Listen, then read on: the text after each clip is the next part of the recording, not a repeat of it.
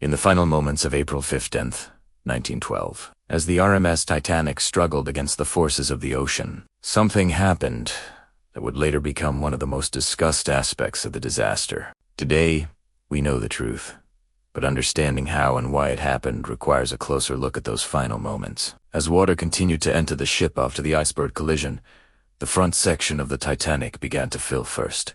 At the same time, the rear section, or stern, remained higher above the surface. This difference in position created an increasing amount of stress along the length of the ship. The structure of the RMS Titanic was strong, designed to handle the normal forces of the ocean. However, it was not built to withstand the kind of pressure that developed as the bow filled with water while the stern remained elevated. The ship was essentially being pulled in two different directions at once. As the angle of the ship increased, this stress became more intense. The middle section, which connected the front and back, was placed under extreme strain. The structure began to weaken. For those on board, this moment would have been confusing and difficult to fully understand. The exact moment of the split was not clearly seen by everyone, and this contributed to the confusion in early survivor accounts. Eventually, the stress reached a breaking point. The structure of the ship could no longer hold together, and it separated into two main sections. The bow,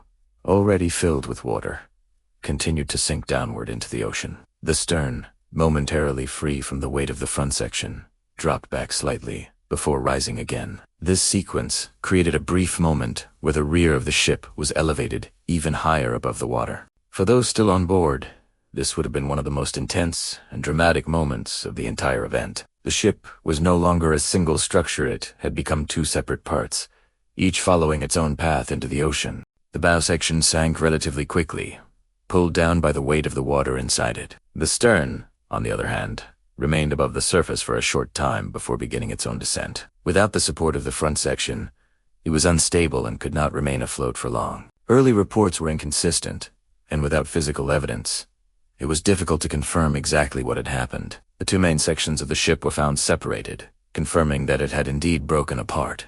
This discovery changed how the story of the RMS Titanic was understood. It provided a clearer picture of the final moments and helped explain the experiences described by survivors. What had once been debated became established fact. The ship was not destroyed by a single dramatic force, but by the gradual buildup of pressure and stress. It was a process that developed over time, leading to a sudden and irreversible outcome. Looking back, this moment represents the point where the situation moved beyond any possibility of recovery. Once the ship split, its fate was sealed. The remaining time before it disappeared beneath the ocean was limited, and the focus shifted entirely to survival. More than a century later, the split of the Titanic remains one of the most powerful images associated with the disaster.